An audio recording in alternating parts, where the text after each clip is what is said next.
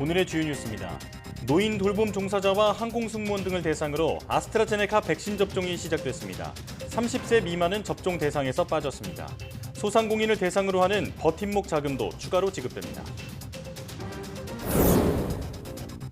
혈전 문제로 접종이 중단된 얀센 백신이 나이 제한 등이 붙는 조건으로 재사용될 것이라는 미 보건당국의 전망이 나왔습니다. 백신의 효과를 높이기 위한 추가 접종, 부스터샷에 대한 최종 결정은 올해 늦여름쯤 나올 것으로 보입니다. 백신 접종과 관광을 결합한 일명 백신 관광이 현실화됐습니다. 독일에선 5개월 이상 걸리는 백신 접종을 모스크바로 가서 러시아 백신을 접종하는 상품이 나왔고, 미국 알래스카주도 6월부터 여행객들에게 무료 백신 접종을 해주기로 했습니다. 건조특보가 내려진 영동과 경북 동해안 지역에 산불 비상이 걸렸습니다. 산림당국은 초속 20m의 강풍이 불면서 대형 산불이 발생할 가능성이 크다며 각별한 주의를 당부했습니다. 목에 혹이 만져진다면 종양을 의심하고 병원에 가는 경우가 많습니다. 대부분 양성 종양이지만 5%가량은 갑상선 암이어서 적절한 치료가 필요한데요. 내 몸 보고서에서 갑상선 암에 대해 알아보겠습니다.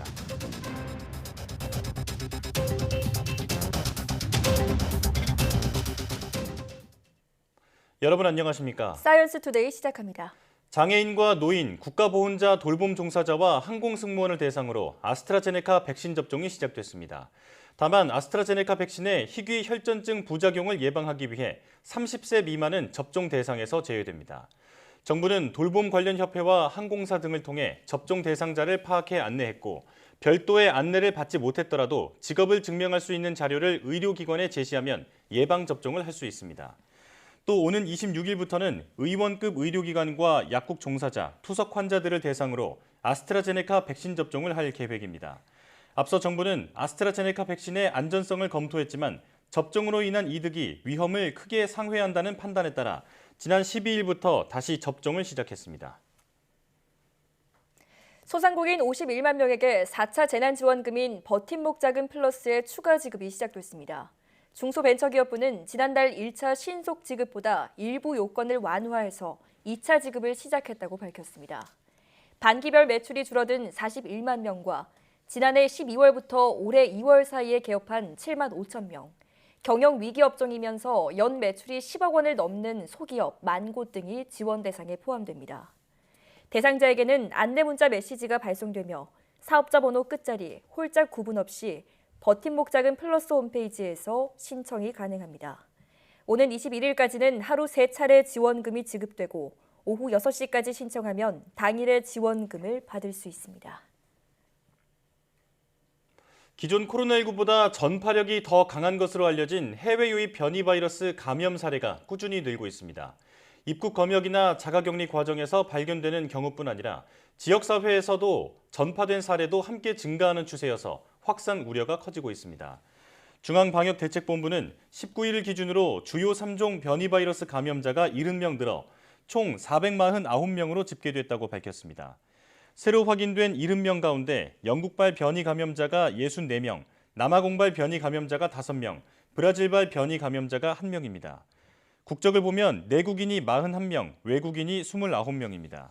이들 가운데 35명은 해외에서 유입된 사례고 나머지 35명은 지역에서 전파된 국내 발생 사례입니다. 정부가 감염력이 더 센 것으로 알려진 코로나19 변이 바이러스 유입을 차단하기 위해 오는 22일부터 남아공발 변이 바이러스 고위험국에서 들어온 입국자에 대해서는 시설 격리를 시행하기로 했습니다.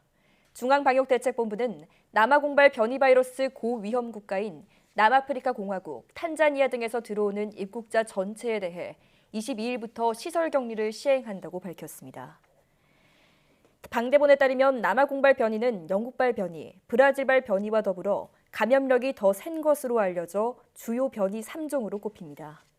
방대본은 이런 위험 요소를 언급하면서 최근 역학적 연관성이 확인되지 않은 남아공 변이 바이러스 감염 사례 발생으로 지역사회 전파 위험이 지속하고 있다고 평가했습니다. 임혜숙 과학기술정보통신부 장관 후보자가 청문회 준비를 위해 첫 출근을 했습니다. 코로나19 국산 1호 백신 개발 그리고 디지털 뉴딜과 연구자 중심의 환경 조성을 정책의 최우선 과제로 꼽았습니다. 이혜리 기자입니다. 임혜수 과학기술정보통신부 장관 후보자가 지난주 지명 이후 처음으로 카메라 앞에 섰습니다. 첫 소감에서 코로나19 극복을 최우선 과제로 꼽았습니다. 국산 치료제에 이어 국산 코로나19 백신 개발을 위해 과학계의 역량을 집중하겠다고 강조했습니다. 코로나19를 빨리 극복을 해야 된다고 생각하고요. 국산 백신도 1호를 가능한 빨리 개발을 해서 국민들이 좀 더 안심하고 코로나19를 계기로 점점 속도를 내는 디지털 전환을 비롯해 코로나19 이후 국가의 먹거리를 책임질 디지털 뉴딜 정책 의지도 분명히 했습니다. 이를 위해 연구개발 생태계를 혁신하고 연구자 중심의 환경을 조성하겠다고 말했습니다. 잘 아시다시피 R&D 100조 시대를 맞이했습니다. 연구개발 생태계를 혁신하고 임 후보자는 미국 벨 연구소와 삼성 휴렉 패커드 등 글로벌 연구소에서 일한 초고속 통신망 분야 전문가입니다. 대학으로 자리를 옮겨서 전기 전자공학을 가르쳤고 올해 1월부터는 정부 출연 연구기관을 총괄하는 국가과학기술연구회 이사장으로 일해왔습니다. 임 후보자가 국회 인사청문회를 거쳐 장관으로 임명되면 최초의 여성 과학기술정보통신부 장관이 됩니다. YTN 사이언스 이혜리입니다. 문재인 대통령이 오는 22일 화상으로 열리는 세계기후 정상회의에 참석해 우리나라의 기후행동 강화 의지를 강조할 예정입니다. 박경미 청와대 대변인은 문 대통령이 조 바이든 미국 대통령의 초청으로 우리 시각으로 오는 22일 밤 9시부터 11시까지 화상으로 열리는 기후 정상회의에 참석한다며 이같이 밝혔습니다. 문 대통령은 이 자리에서 다음 달 서울에서 열리는 P4G 회의에 대한 국제사회의 관심과 참여를 당부하고 국가 온실가스 감축 목표를 위한 해외 석탄 화석의 공적 금융 지원 중단 의지를 밝힐 예정입니다. 청와대는 이번 회의가 기후환경 분야에서 한미 간 협력 확대를 통해 한미 동맹 강화에 기여하고 우리나라의 기후 선도에 대한 입지를 공고히 하는 계기가 될 것이라고 설명했습니다. 각별한 돌봄이 필요한 취약계층 1인 가구가 늘고 있습니다. 특히 고령 인구가 많은 지자체에서는 IT 기술을 활용한 돌봄 정책을 도입해 좋은 반응을 얻고 있습니다. 이기정 기자가 보도합니다. 여러 노인성 질환으로 거동조차 쉽지 않은 어르신. 혼자 생활하면서 위급한 상황이 닥칠까 봐 늘 노심초사하던 차에 119를 부르거나 생활관리사에게 연락할 수 있는 안심폰이 곁에 있어서 그나마 위안이 됩니다. 우리 어르신한테는 그래도 안심폰이 좀 친구 같은 느낌이겠어요. 아유, 이런 좋지요. 마음을 다 덜어낼 너무, 수 있으니까. 예, 너무 기쁘고 저거 다뤄주실 때 아유 참 선생님 감사하다 그랬어요. 인천의 경우 65세 이상 인구 비율이 많은 강화군과 동구의 경우엔 고독사 문제까지 대두되고 있어서 어르신들에 대한 각별한 관심이 요구됩니다. 지난해 전국 최초로 안심폰을 보급한 인천시는 올해는 돌봄 플러그 보급을 시작했습니다. 전기 사용량과 형광 등의 조도 변화 추이를 파악해 주민센터 담당자가 스마트폰으로 이상 징후를 살필 수 있습니다. 55세 이상 1인 가구가 약 6,600명에 달하는 인천 동구의 경우엔 고독사 위험도가 높은 취약계층 35가구로 선정해 LTE 통신망을 이용하는 돌봄 플러그를 설치했습니다. IoT 기기를 도입해서 그 사회적으로 더 촘촘하게 안전망을 구축해서 이런 사업들을 더 지속적으로 확대를 해 나갈 예정에 있습니다. 지자체는 돌봄 플러그 외에도 온도와 동작 등을 감지하는 지능형 안심폰 등의 설치를 확대하고 있으며 하반기에는 인공지능 AI 스피커도 보급해 위기 상황에 신속히 대응하겠다는 계획입니다. YTN 이기정입니다. 요즘 우리 사회 기부 활동에 디지털 환경에 익숙한 젊은 층이 앞장서고 있습니다. 사회적 가치에 주목하고 선한 영향력을 중시하는 성향 때문인데 이에 기업들도 이색 기부 캠페인을 선보이고 있습니다. 차유정 기자입니다. 24살 김지연 씨는 친구들과 특별한 기부를 하기 위해 모였습니다. 거창한 게 아니라 평소처럼 마스크를 쓰고 V 포즈를 취한 뒤 SNS에 올리면 끝. 최근 한 기업에서 진행하고 있는 소비자 참여형 기부 활동입니다. 셀카를 찍어서 본인 SNS에 올리기만 하면 한 명당 마스크 10개가 택배기사와 대중교통 운수 종사자들에게 전달됩니다. 대면 업무를 하시는 분들한테는 꼭 필요한 물건임에도 불구하고 그런 분들을 대상으로 하는 기부 행사는 없는 것 같아서 이런 행사에 참여해보면 되게 도움이 많이 되겠다라는. 저희한테는 간단하지만 이게 그분들한테는 되게 뜻깊은 기부가 될 수 있을 것 같아서 그렇게 해서 참여하게 되었습니다. 최근 MZ세대를 겨냥한 기업들의 이색 기부 활동이 활발합니다. MZ세대는 선한 영향력 확산의 가치를 두고 기부에 긍정적이며 SNS를 통한 다른 사람 동참 권유에도 적극적이기 때문입니다. 최근 한 기업에선 웃는 모습을 촬영해 올리면 기부금을 적립해 보육원 아동을 돕는 캠페인을 진행했는데 참여자 대부분이 MZ세대였습니다. 10대 고객을 대상으로 유기동물 돕기와 환경보호, 어르신 돕기 가운데 한 개를 골라 응원하기 버튼을 누르면 1,000원씩 기부가 되는 이벤트도 있었는데 열흘 만에 5만 명이 참여해 5천만 원이 넘는 기부금이 모이기도 했습니다. 기부를 함에 있어서도 본인의 착한 일들을 SNS에 인증하면서 생각보다 많은 청소년들이 이벤트에 참여하게 된 것 같습니다. 기업의 사회적 역할이 더욱 중시되고 최근 착한 기업을 선호하는 현상이 부각되는 만큼 MZ세대들을 겨냥한 기업들의 이색 기부 활동들도 더욱 많아질 전망입니다. YTN 차유정입니다. 건조특보가 발효된 영동과 경북 동해안 지역에 대형 산불주의보가 발령됐습니다. 발령 지역은 고성, 강릉, 속초 등 영동 6개 지역과 울진, 경주, 포항 등 경북 동해안 7개 지역입니다. 국립산림과학원은 건조주의보가 내려진 이 지역에 20일 오전까지 최고 초속 20m의 강풍이 불면서 대형 산불이 발생할 가능성이 크다며 각별한 주의를 당부했습니다.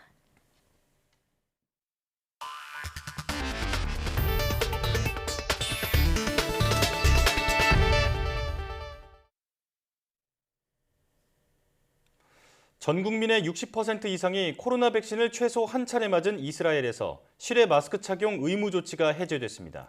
그동안 등교와 원격 수업을 병행해온 학교도 전학년 등교 수업으로 다시 정상화됐습니다.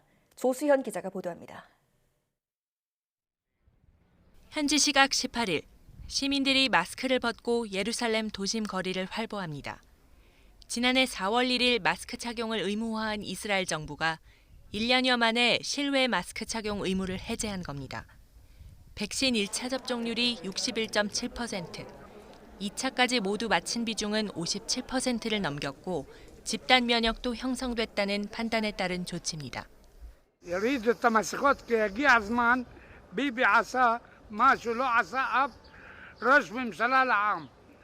텔아비브도 비슷한 풍경입니다.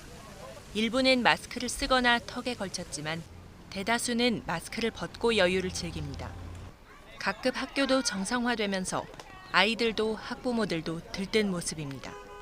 Kids are very happy to come back for a full day of school, and I think all of us as adults are really happy to be without our face masks during the day when we're outside. 다만 실내 공공장소에서는 아직 마스크를 의무적으로 착용해야 합니다. 네타냐후 총리는 코로나 재확산 가능성을 거론하며 야외에서도 많은 인파로 붐비는 경우에는 마스크 착용을 권장했습니다. הדבר השני הוא שעדיין לא סיימנו עם הקורונה, משום שהיא יכולה לחזור.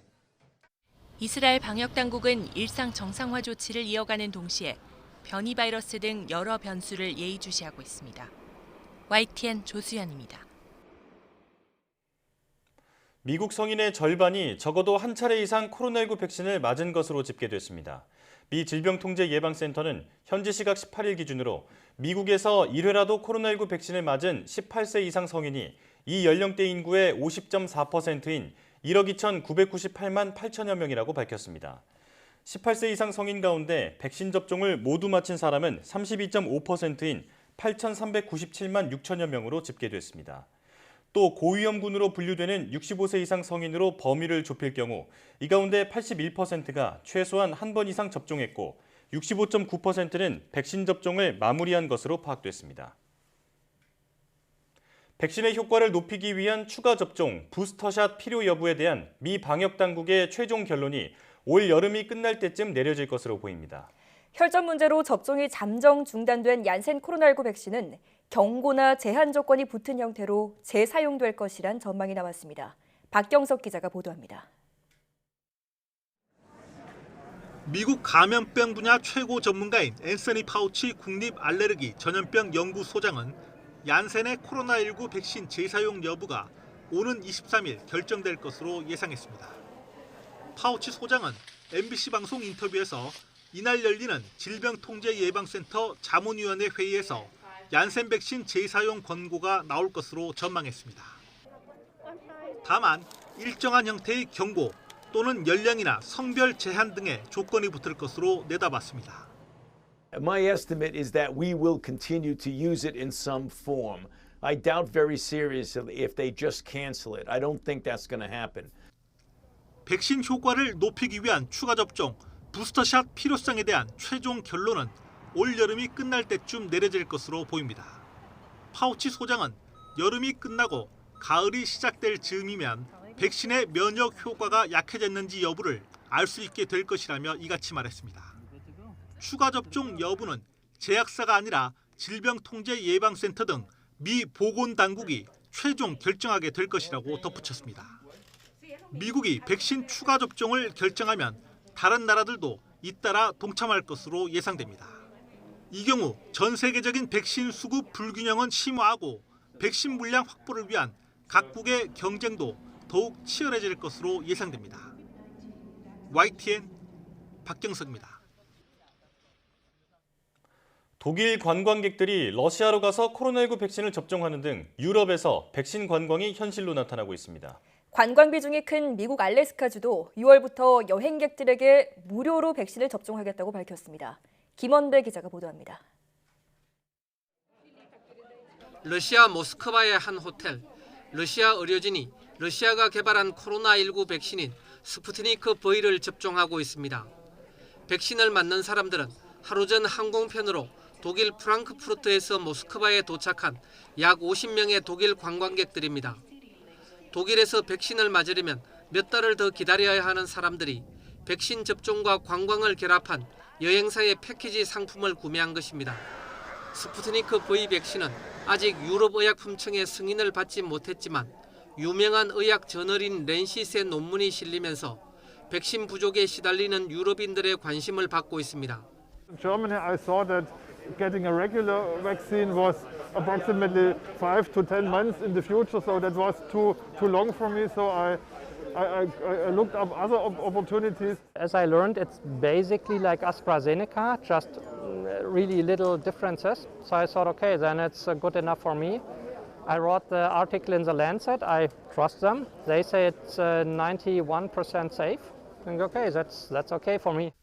미국에서는 코로나19로 관광산업이 극도로 침체되어 있는 알래스카주가 오는 6월 1일부터 여행객들에게 무료로 코로나19 백신을 놔주겠다고 밝혀 관심을 모으고 있습니다. The idea is if we have excess vaccines, why not use them? So what we're saying to our tourists, if you come to Alaska, and this will start on June 1st, if you come to Alaska, you get a free vaccination, if you want one. 관광산업 비중이 큰 몰디브의 관광부 장관도 조만간 외국인 관광객에게 백신을 제공할 것이라며 백신을 맞으려는 관광객에게는 무제한 입국을 허가할 예정이라고 밝혔습니다. 백신 여행이 현실로 나타나면서 개발도상국의 백신 수급이 더욱 악화할 것이라는 우려도 나오고 있습니다. YTN 김원배입니다. 다국적 제약사 아스트라제네카 관계자가 남아공발 변이 코로나19 바이러스를 막기 위한 백신이 올해 말까지 준비될 수 있다는 전망을 내놨다고 로이터 통신이 보도했습니다. 아스트라제네카의 사라 월터스 오스트리아 담당자는 현지 언론과의 인터뷰에서 아스트라제네카와 옥스퍼드 대학은 남아공 변이 예방을 위해 기존 백신을 수정하는 작업에 착수했다며 백신이 연말까지 준비될 것으로 기대하고 있다고 밝혔습니다. 이어 아스트라제네카 백신이 남아공 변이에 덜 효과적이라는 점을 시사하는 현재까지의 연구들은 그 규모가 너무 작아서 최종 결론을 도출할 수 없다고 주장했습니다. 브라질에서 변이 바이러스가 크게 확산하면서 임신부와 산모의 사망이 급증하고 있습니다. 브라질 보건당국은 변이 바이러스가 특히 임신부들에게 공격적이라며 기혼 여성들에게 임신 계획을 미룰 것을 권고했습니다. 김형근 기자입니다. 브라질 상파울루의 공동묘지, 관을 묻을 자리가 빼곡하게 파여 있습니다. 매일 수십 개씩 구덩이를 파지만 순식간에 채워집니다. 브라질에서 코로나19로 매일 2,000명 안팎의 사람이 숨지고 있기 때문입니다. porque os jovens estão levando essas doenças para casa e estão matando os velhos. Com 17 anos de SAMU, eu nunca vi nada parecido com isso. 사망자 가운데는 특히 임신부나 산모가 눈에 띄게 늘고 있습니다. 올해 코로나19 주간 평균 사망자는 지난해보다 62% 늘었는데 임신부 산모 사망자는 2배 이상 증가했습니다. 일주일에 평균 22명의 임신부나 산모가 코로나19로 숨지고 있습니다. 브라질 보건당국은 P1 변이 바이러스 때문으로 추정하고 있습니다. 아마존 지역에서 처음 발견된 이 변이 바이러스는 남미 전역으로 빠르게 번지고 있습니다. 상황이 심각해지자 브라질 보건당국은 결혼한 여성들에게 임신 계획을 미루라고 권고했습니다. 아직 공식 연구 결과는 없지만 의학계에서 P1 변이 바이러스가 임신부에게 더 공격적이라는 증거가 있다고 보고했다는 겁니다. É óbvio que a gente não pode falar isso para alguém que tem 42, 43 anos, mas para uma mulher jovem que pode escolher um pouco ali o seu momento de gravidez, o mais indicado agora é você esperar um pouquinho até a situação ficar um pouco mais calma. 태아의 소두증을 유발하는 지카 바이러스 때문에 홍역을 치렀던 브라질 여성들에게 코로나19 변이 바이러스가 또 다른 공포의 대상이 되고 있습니다. YTN 김영근입니다. 최근 인도에서 무섭게 확산 중인 코로나19가 지난해와 달리 젊은 층을 더 많이 감염시키고 증세도 달라진 것으로 알려졌습니다. 수도 뉴델리의 케지리왈 총리는 최근 새 환자의 65%가 45세 미만이라고 말했습니다. 뭄바이 힌두자 국립병원도 이번 2차 유행 때는 지난해와 달리 12살 이하 어린이들도 코로나19 증세로 입원하고 있다고 밝혔습니다. 이번에 유행하는 코로나19는 지난해와 증세도 달라졌다고 현지 언론은 전했습니다. 제네스트링스 진단센터는 감염자들이 구강 건조와 위장장애, 메스꺼움, 두통 등을 겪고 있고 고열을 호소하는 일은 없었다고 밝혔습니다. 보건 전문가들은 이런 현상이 인도발 이중변이 바이러스 때문인 것으로 추정하고 있습니다.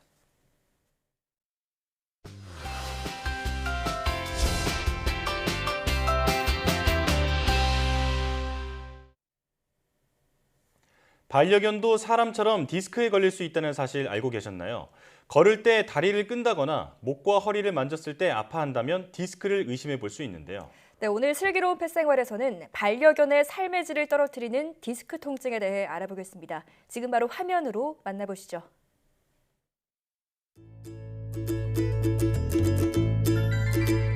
유독 사람을 잘 따르는 사랑스러운 강아지 태피. 그런데 살짝 굽은 등에 불편한 걸음걸이까지 어딘가 아파 보입니다. 어느 날 갑자기 이상 증세가 찾아온 건데요. 걸음을 내디딜 때마다 힘겨운 태피. 과연 반려견의 일상을 무너뜨린 이 질환의 정체는 무엇일까요?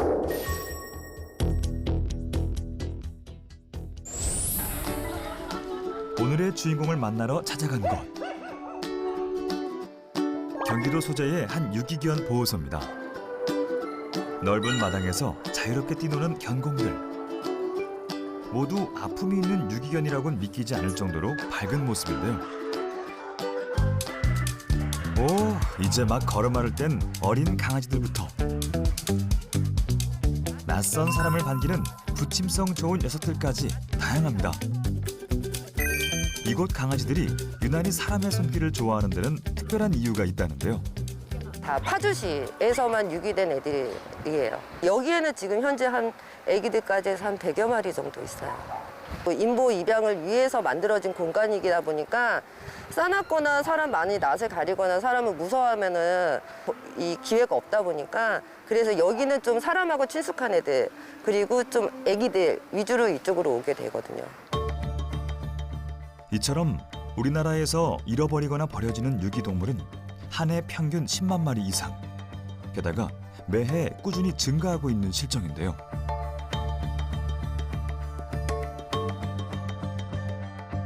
그중 입양을 기다리다가 결국 보호소를 떠나지 못하고 병에 걸려 폐사하거나 안락사되는 경우가 약 40%에 달하고 있어 더욱 안타까운 현실입니다. 체격만 클 뿐 아직 한창 뛰어놀 나이라는 강아지들. 새로운 가족을 기다리고 있는데요. 그중 유독 작은 체구의 몰티즈 한 마리가 눈에 띕니다. 앙증맞은 모습에 순하기까지 해서 봉사자들의 사랑을 듬뿍 받는다는 이 강아지. 바로 오늘의 주인공 태피입니다. 태피는 발견 당시에 빨간 목줄을 하고 있었어요. 그리고 중성화도 돼 있는 상태였어요. 그래서 발견하신 분이 당연히 주인이 있을 거라고 생각을 해서 주인을 찾아 나섰어요. 그래서 주인분이 실제로 발견이 돼서 오셨고, 내장칩을 그 당시에 이제 등록을 해야 되니까 내장칩을 넣어야 된다 했더니 그 비용이 얼마냐 이렇게 물었을 때 7만 원이 든다 그랬는데 그 7만 원 때문에 버려진 아이예요. 한 주인에게 2번이나 버림을 받았지만 여전히 사람을 좋아하고 잘 따른다는 태피. 하루아침에 유기견이 되어 보호소 생활을 한 지도 어느덧 3년째지만 아직 입양을 가지 못해 보호소 가족들의 마음이 아프다는데요. 기다려. 먹어. 아그 잘한다. 그 예뻐. 앉아. 옳지. 너무 예뻐. 너무 예쁘다. 태피 이거 기다려야 돼. 기다려. 먹어. 이 잘하네. 그런데 최근 태피에게 심상치 않은 일이 생겼다고 합니다.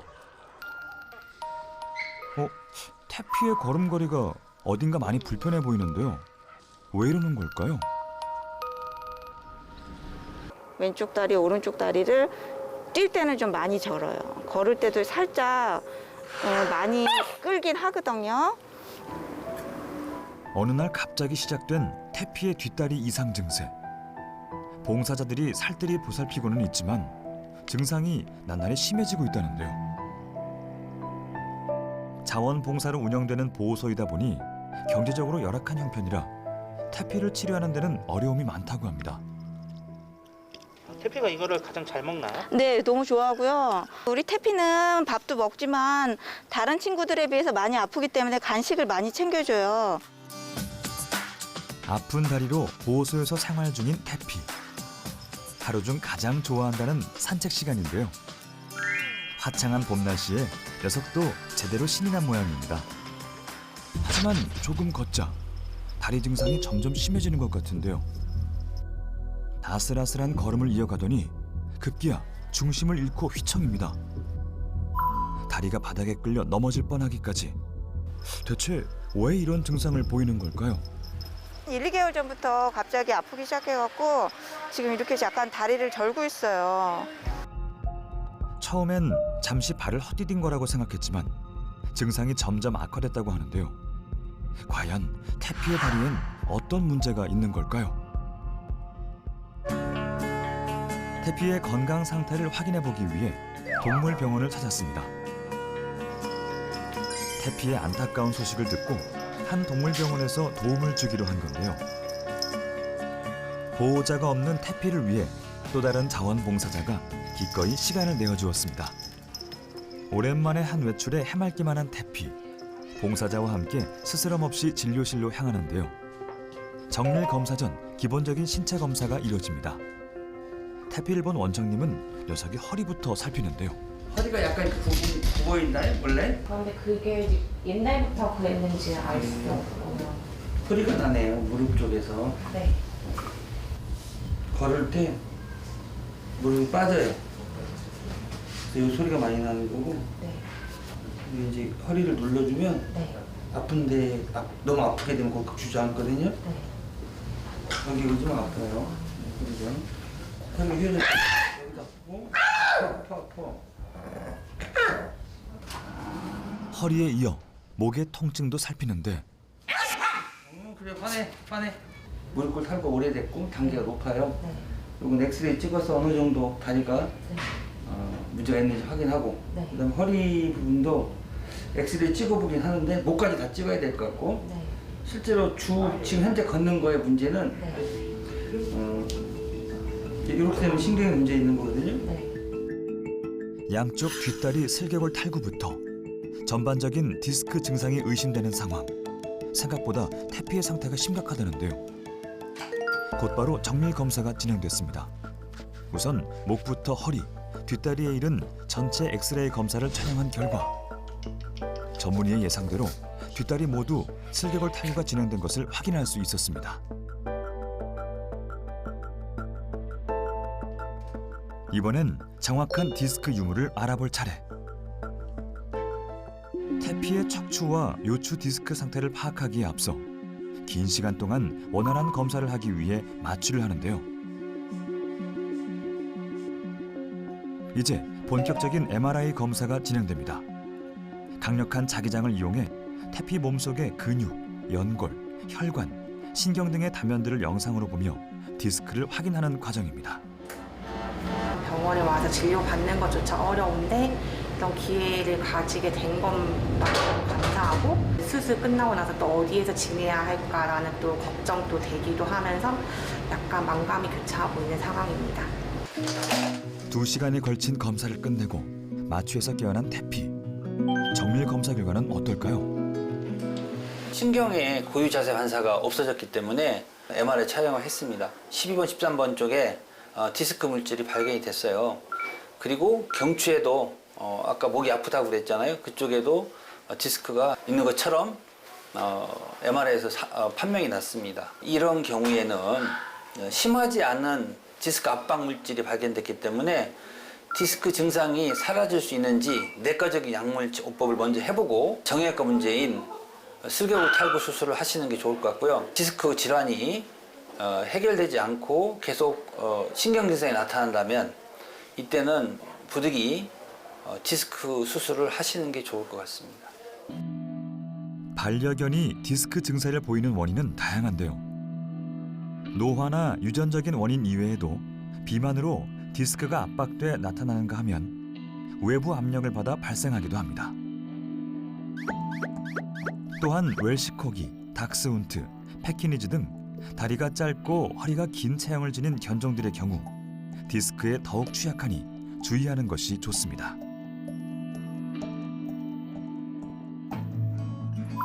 며칠 후 다시 찾은 동물병원. 정밀 검사 후 약물 치료를 받으며 입원 중이던 태피를 만나러 왔는데요. 야, 태피 나가봐. 괜찮아, 조금만 참아. 약물 치료 후 약간의 차도는 있었지만 큰 변화가 없는 태피. 결국 병원의 도움을 받아 척추 디스크 수술을 받기로 결정했습니다. 수술 전 긴장이 감도는 분위기 속에 의료진들이 다시 한번 태피의 디스크 검사 자료를 꼼꼼히 확인하는데요. 지켜보는 보호자 역시 긴장되기는 마찬가지. 드디어 태피의 디스크 수술이 시작됐습니다. 신경과 연결된 척추 부위인 만큼 그 어느 때보다 정교함을 요구하는데요. 반려견 디스크 수술은 척추 신경을 압박하는 물질을 제거해 문제가 됐던 신경 증상을 해결하는 매우 고난도 수술입니다. 부디 태피가 무사히 잘 견뎌주기를 간절한 마음으로 기도하는 보호자. 다행히 수술이 무사히 끝났는데요. 태피의 수술 결과는 어떨까요? 증상이 소실될 수 있게끔 저희가 남아있는 디스크 물질을 최대한 많이 제거한 상태입니다. 우리가 이제 해줘야 될 것들이 좀 있는데요. 통증 관리하고 근육이나 신경에 통증 제어할 수 있는 약물 또는 이제 재활 치료를 할 예정입니다. 수술 후 마취에서 금세 깨어난 태피. 디스크 수술 경과를 지켜본 후 몸이 회복되는 대로 슬개골 탈구 수술도 받게 될 예정이랍니다. 수술 받았으니까 이제 앞으로 건강할 일만 남았다고 생각하거든. 그동안 잘 회복하고 퇴원할 때 그때 다시 만나자. 고생했어, 태피야. 2번이나 버림받은 상처를 딛고 새로운 가족을 기다리던 유기견 태피. 갑자기 시작된 디스크 통증으로 하루하루가 괴로웠을 텐데요. 이제 하루빨리 회복해 다시 사랑을 품어줄 좋은 가족을 만나길 바랍니다.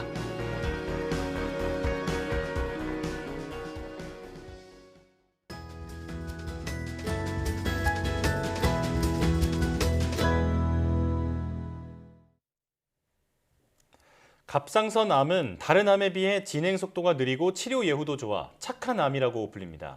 그래도 다른 장기로 전이되거나 변형된다면 치명적일 수 있기 때문에 예의주시해야 하는데요. 네, 오늘 내 몸 보고서에서는 갑상선암에 대해 알아보겠습니다. 한양대학교 병원 내분비 대사내과 박정환 교수와 함께합니다. 어서 오십시오. 안녕하세요. 네, 안녕하세요. 자, 갑자기 목에 멍울이 만져진다면 이게 암이 아닐까 덜컥 겁이 나겠죠. 그래서 병원을 찾는 분들이 많다고 하는데 다행히 갑상선에 생기는 종양은 대부분 양성이라고 들었습니다. 이 갑상선에 생기는 종양은 어떤 게 있는지 또 그게 양성이라면 어떤 치료를 하게 되는지 설명해 주시죠. 예, 갑상선 종양은 양성 종양과 악성 종양으로 나누어지는데요. 예. 이 중 악성 종양이 이제 갑상선암을 의미합니다. 네. 갑상선 종양은 남자보다는 여자에게 또 나이가 많을수록 더 흔히 나타나는데요. 갑상선 종양의 대부분은 양성 종양이지만 약 5% 정도 암으로 나타납니다. 예. 갑상선 양성 종양은 딱딱한 혹인 선종과 속이 비어있는 물혹이 있습니다. 예. 양성 종양은 그대로 내버려둬도 생명에 지장이 없기 때문에 일상생활에 불편함이 없다면 특별한 치료 없이 경과를 지켜보면 되는데요. 예. 하지만 혹 크기가 커서 목을 눌러서 숨쉬기가 불편하거나 음식을 삼키기 어렵거나 크기가 계속 커진다면 수술이나 고주파 경화술 같은 치료를 고려해 볼 수 있습니다. 네, 양성인 경우에는 너무 커지거나 불편하지 않다는 전제하에 경과를 지켜보면서 치료 방향을 좀 결정할 수 있다라는 말씀이신데요. 그런데 갑상선 혹이 악성인 경우에도 예후가 좋아서 비교적 착한 암으로 불리잖아요. 그럼 다른 암과 비교해서 조금은 좀 덜 두려워해도 되는 걸까요? 갑상선 암이라고 해서 모든 암은 아니라 발생 부위와 암세포의 분화에 따라 세분화되는데요. 예. 우리가 갑상선암을 예후가 좋은 착한 암이라고 불리는 이유는 분화암인 갑상선 유도암과 여포암 때문입니다. 네. 우리나라 갑상선암 환자의 90% 이상을 차지하는 갑상선 유도암 경우 20에서 50대 여성에서 흔히 발생을 하는데요. 치료 이후 경과가 매우 좋아서 적절한 치료를 받으면 5년 생존율이 99% 이상이 됩니다. 예. 갑상선 유도암에 이어 두 번째로 흔한 갑상선 여포암은 전체 갑상선암의 2에서 3% 정도를 차지하는데 갑상선 여포암 중 90%는 다른 장기에 전이가 되지 않기 때문에 수술을 통해 치료가 가능하며 예후가 좋습니다. 하지만 분화 갑상선암의 경우도 늦게 발견을 하면 예후가 좋지 않아서 뼈나 폐, 전이가 된 사기에는 생존율이 40%까지 급감한다고 알려져 있습니다. 네, 말씀하신 것처럼 모든 암이 그렇듯 조기 발견이 참 중요하다 이런 생각이 드는데요. 그런데 조기에 발견해도 치료가 쉽지 않은 갑상선암이 있다고 들었습니다. 네, 대표적인 게 갑상선 미분화암입니다. 네. 갑상선 미분화암은 착한 암으로 알려져 있는 갑상선 유도암이나 여포암이 오래 방치될 경우 분화의 방향이 역전되어 발생을 합니다. 갑상선 미분화암은 전체 갑상선암의 1% 정도에 불과하지만 다른 갑상선암보다 성장 속도가 매우 빨라서 진단과 동시에 다른 장기로 암세포가 퍼져 있는 사기인 경우가 많고요. 예. 이래서 갑상선 미분화암은 평균 생존 기간이 수개월밖에는 안 되는 짧은 정도로 예후가 매우 좋지 않은 경우가 많습니다. 예. 네. 그러니까 전체 갑상선암의 1% 정도인 미분화암은 결코 착한 암으로 부를 수는 없다. 네. 네, 이렇게 볼 수 있겠는데요. 그런데 앞서 양성 종양은 증상이 없으면 두고 볼 수도 있다고 말씀하셨는데 암으로 판명된 경우에도 지켜보는 경우가 있다고 들었습니다. 이건 어떤 경우인가요? 예, 갑상선암이 발견되었을 때 지켜보는 경우는 갑상선 유도암 중에서 크기가 1cm 미만이면서 갑상선 한쪽에만 있는 미세암일 때입니다. 네. 이러한 갑상선 미세암의 위치가 안 좋다고 얘기한 경우가 있는데요. 갑상선 미세암이 갑상선 후면 신경 근처에 있거나 아니면 피막 근처에 있어서 주변으로 전이가 쉬운 위치에 있거나 혹은 기관지 근처에 붙어 있으면 수술이 필요합니다. 네. 실제로 우리나라 갑상선 미세암 환자 2,000여 명을 분석한 연구 결과를 보면 외국의 연구 결과와 달리 갑상선 미세암에서도 다른 장기로의 전이가 일부 관찰되기도 했습니다. 네. 그러니까 갑상선 한쪽에만 있는 미세암일 경우에는 추적 관찰을 해볼 수 있지만 이게 크기가 작다고 해도 위치가 좋지 않다면 수술이 필요한 거군요. 그렇다면 수술은 보통 어떻게 진행이 되나요? 갑상선암의 종류와 크기, 환자의 상태에 따라 갑상선 전체를 제거하는 갑상선 전절제술을 시행하거나 갑상선의 한쪽만을 제거하는 갑상선 옆절제술을 시행합니다. 예. 두 경우 모두 일반적으로 중심부 림프절 절제술을 같이 시행하고요. 측경부 림프절 전이가 있을 경우 측경부 림프절 청소술을 같이 시행하게 됩니다. 우리나라에서 가장 흔한 갑상선암이 갑상선 유도암의 경우 일반적으로 갑상선 전절제술을 시행하지만 크기가 1cm 미만이면서 단일 갑상선암인 경우에는 갑상선 옆절제술을 시행할 수 있습니다. 여포성 정량의 경우에는 우선 종양에 있는 한쪽 갑상선만 절제하고요.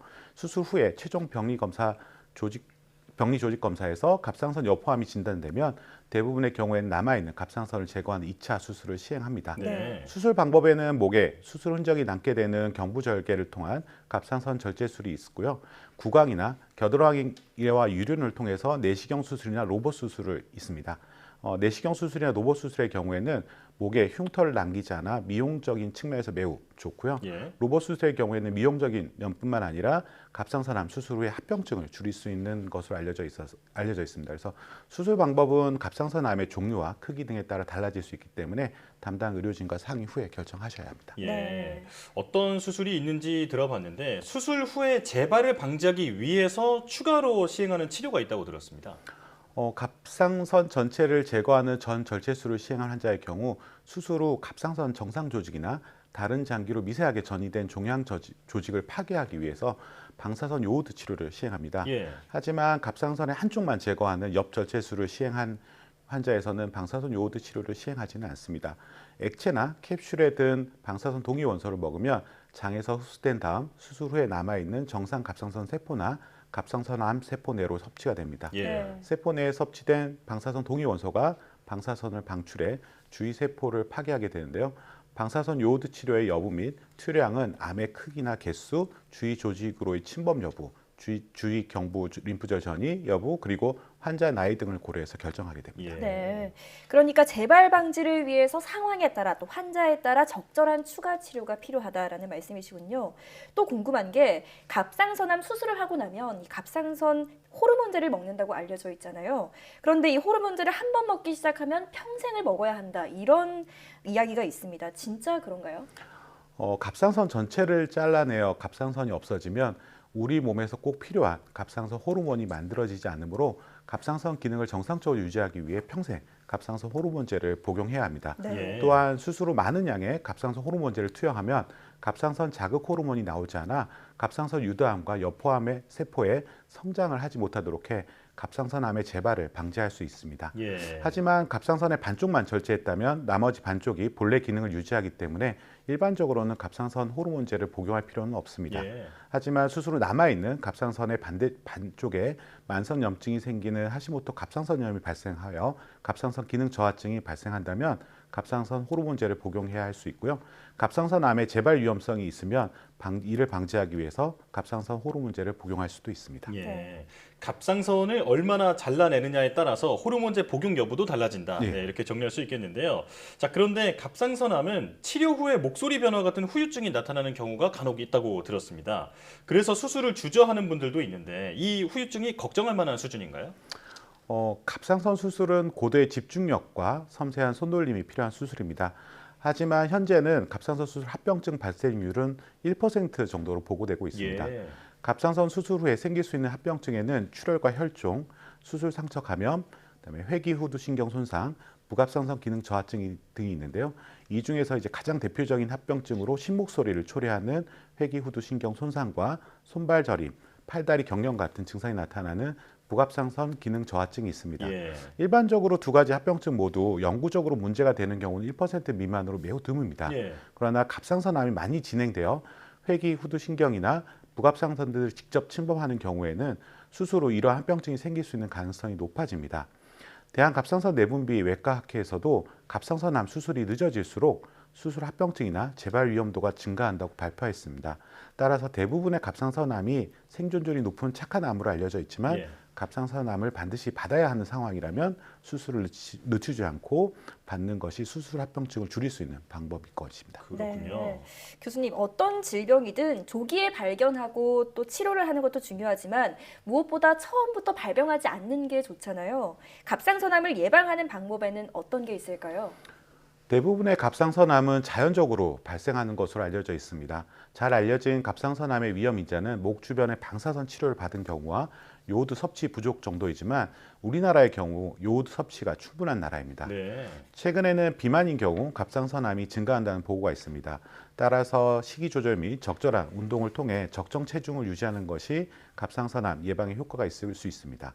갑상선암의 경우 남성보다 여성 환자가 훨씬 더 많은데요. 이러한 원인 중 하나는 여성 호르몬인 에스트로겐 수용체가 갑상선에서 나타나기 때문으로 생각되고 있습니다. 하지만 지금까지는 경부 피임약이나 여성 호르몬 치료가 갑상선암과 연관성이 없는 것으로 알려져 있습니다. 따라서 갑상선암 예방을 위해서 경부 피임약이나 여성 호르몬 치료를 중단하지는 않아도 됩니다. 신선한 과일과 채소를 충분히 먹고 균형 잡힌 식사와 운동을 통해 적정 체중을 유지하면서 정기적인 검진을 받는 것이 갑상선암을 예방하는 가장 좋은 방법입니다. 이 분야를 막론하고 내 몸 보고서에 나오시는 교수님들께서 빠짐없이 강조하시는 게 바로 균형 잡힌 식단과 체중 관리인데요. 갑상선 건강을 지키는데도 꼭 필요한 일이라는 점을 기억해야겠습니다. 지금까지 한양대병원 내분비 대사내과 박정환 교수와 함께했습니다. 오늘 말씀 고맙습니다. 감사합니다.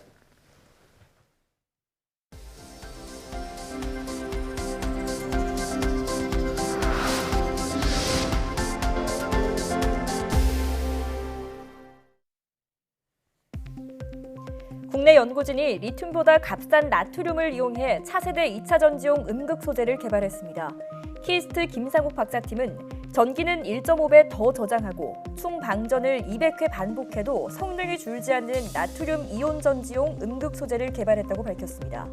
나트륨은 리튬보다 매장량이 훨씬 많고 가격도 40%가량 저렴해 차세대 2차 전지 소재로 주목받고 있습니다.